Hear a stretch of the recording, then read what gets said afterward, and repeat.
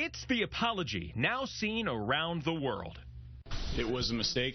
That was our fault, and we apologize for our mistake. And watched very closely by Joe Sestak.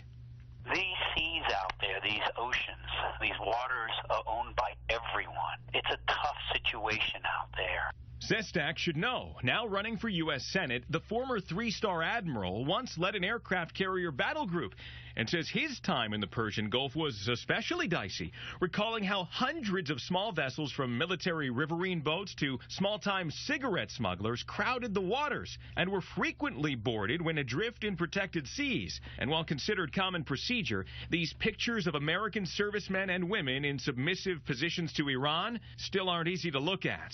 I think they released those pictures to try to make a bit of a show without a question. The Iranian behavior was fantastic while we were here. We thank you very much for your hospitality and your assistance. But that video, while the State Department denies there was any apologizing to Iran at their level, Sestak says, given their situation, the detained sailors may not have had much of a choice.